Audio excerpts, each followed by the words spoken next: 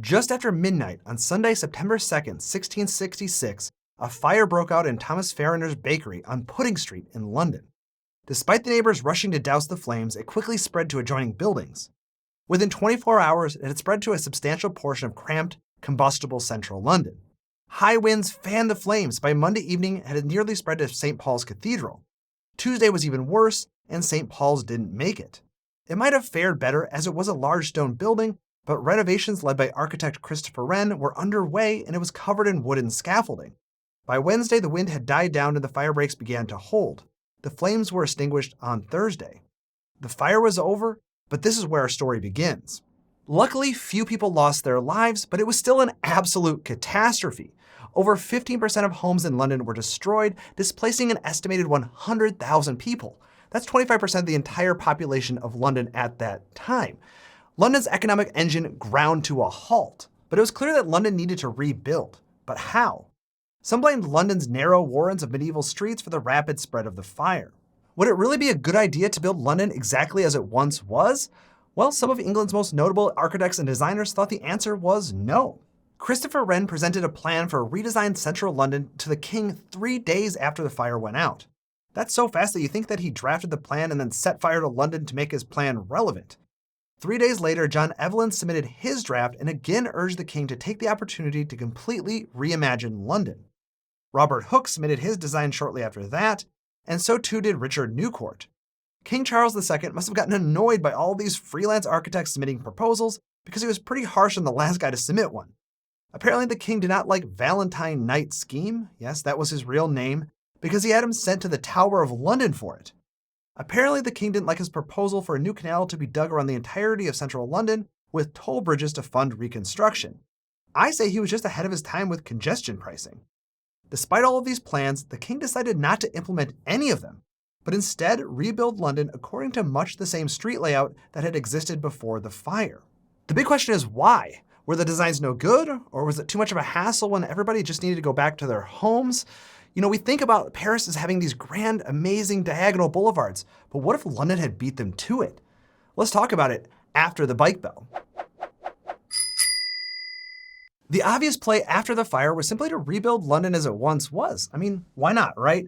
It wasn't like the plan seemed to be holding London back at all. It was still the preeminent city in England and maybe all of Europe.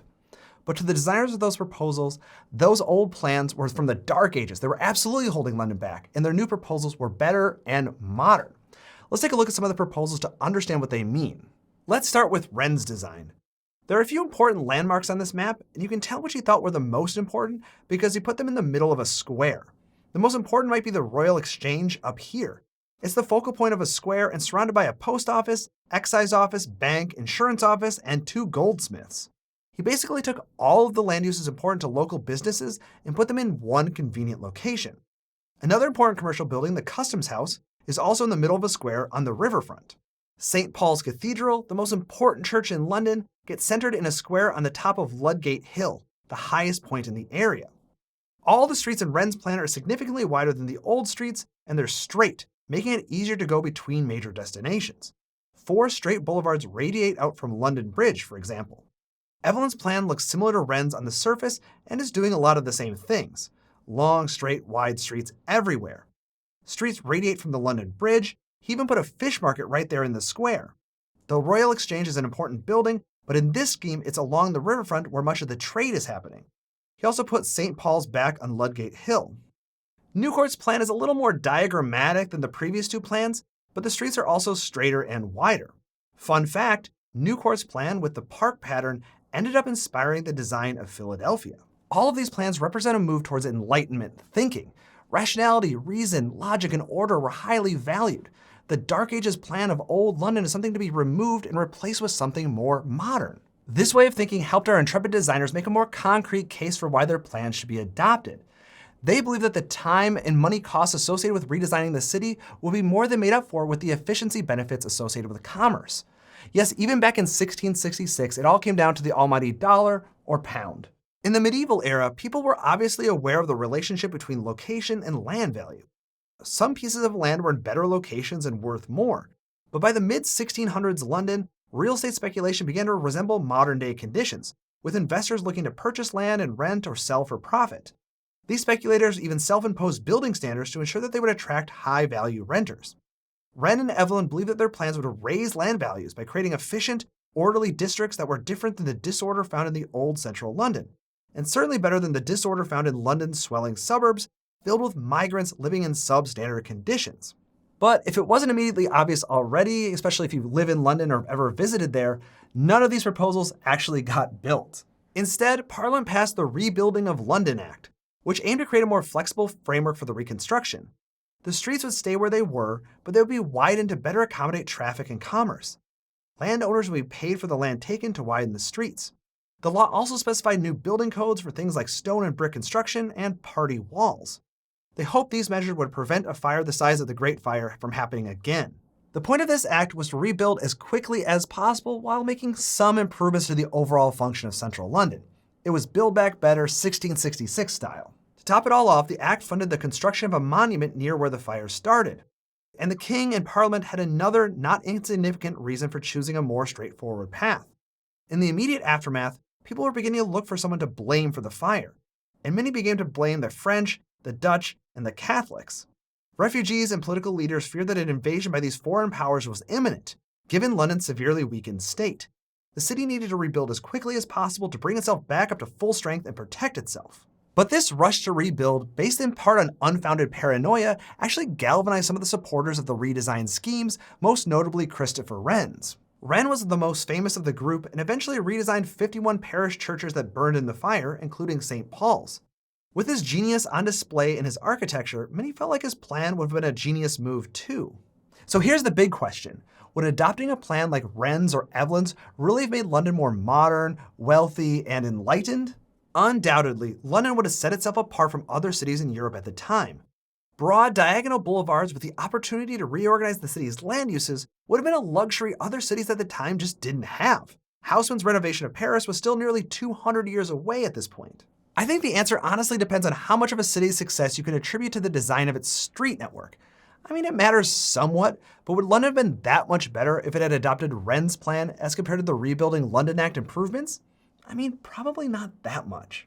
London was basically rebuilt and back to full capacity within 5 years, and the paperwork that would have been required to get everyone's property reassigned would have likely added years onto that number. In the meantime, England would have had to figure out how to handle a long-term refugee crisis. Many simply wouldn't have returned. New Orleans lost nearly 30% of its population after Hurricane Katrina, for example.